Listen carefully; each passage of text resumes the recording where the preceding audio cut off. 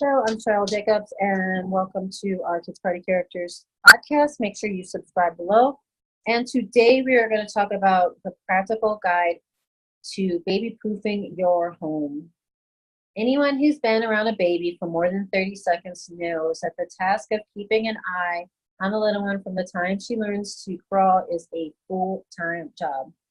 No matter how hard you try, you can't be a curious baby toddler side 24/7.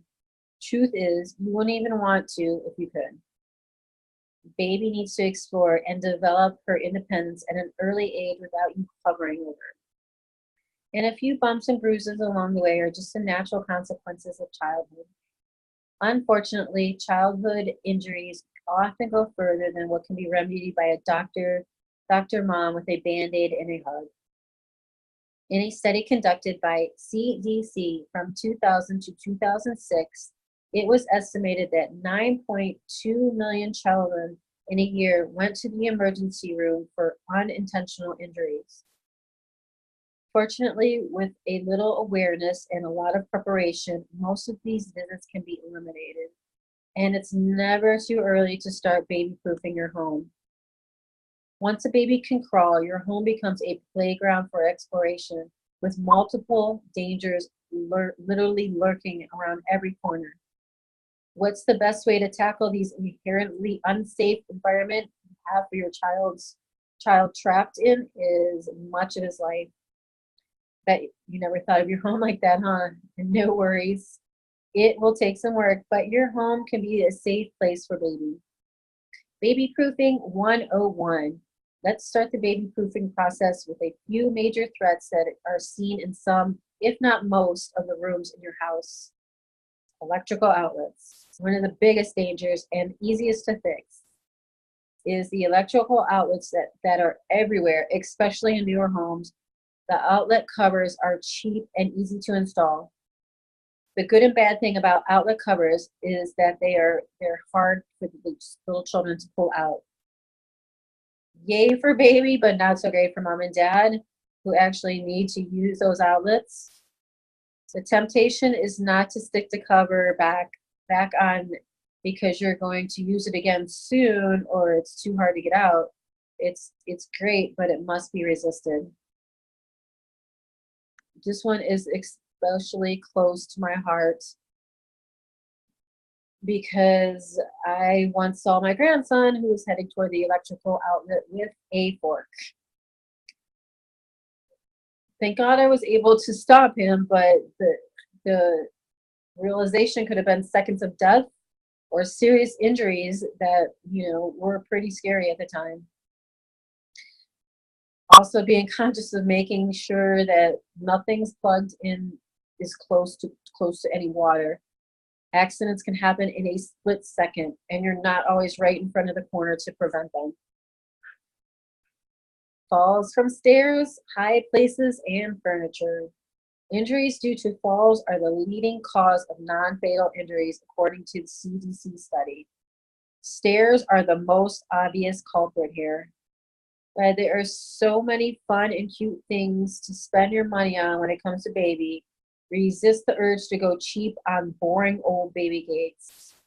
Invest the ones that you can actually install into the wall that have to be clicked open and shut.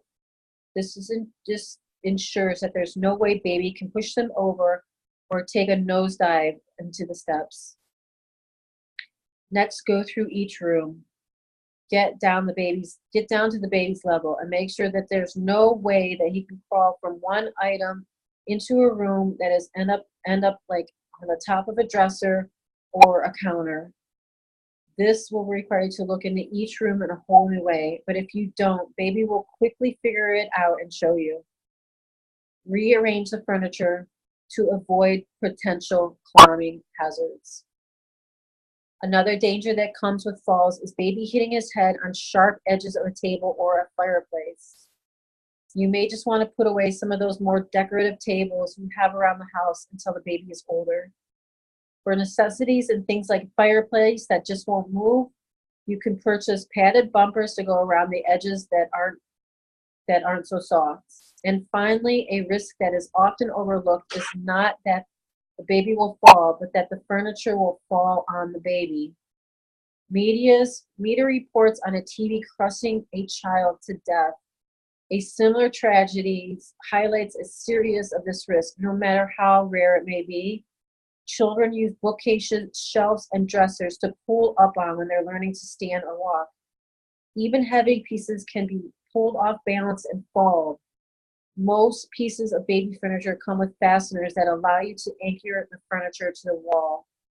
You'll want to purchase these kits for anything else you have around the house that's within the baby's reach and can be pulled over. Poisoning.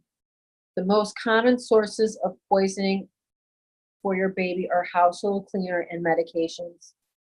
The best way to guarantee your baby does not get into any of these is to get rid of them. Everything can be cleaned around your house with some combination of baking soda, vinegar, and water. And if you're not quite that green, at least do some research and find some non-toxic cleaners that you're comfortable with using. Ultimately, no matter how hard you try, there will be things you won't want your baby to get into. Purchase cabinet locks and safeguard these things. In fact, cabinet locks for all the cabinets in your house are not a bad idea. They'll keep baby away from heavy pots and pans, breakable and sharp items, and just for making a mess that you just don't want to clean up.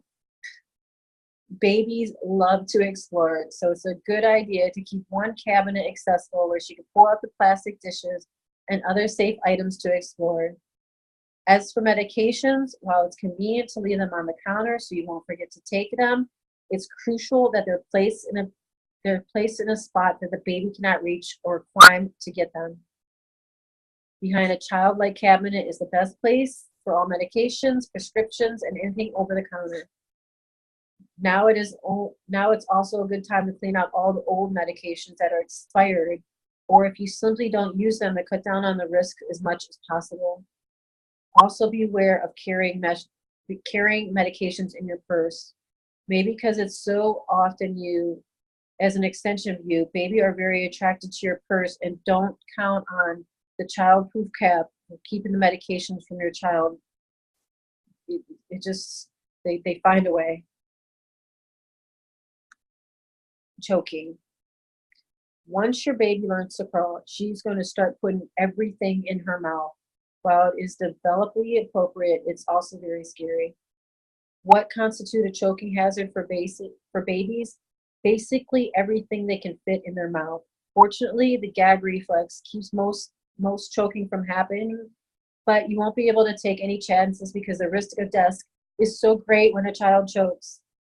Having cabinets locked will keep babies from getting into small items, but so often they are things that are accidentally end up on the floor or food items that you actively hand to your child.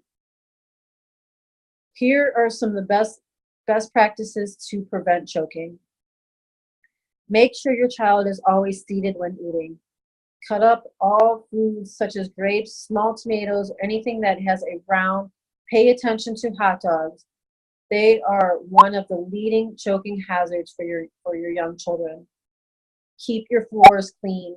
Baby will pick up anything you drop, and since they're so close to the floor, they're crawling or even walking, they don't miss a thing. Make sweeping the floor a daily routine. Have a special bin in the house for toys with small parts. If you have older children, chances are you'll have some of them things laying around the house that are dangerous for the baby. Make sure that all these items are kept together and put up immediately after the older child plays with them. Tape shut the battery doors on electrical items.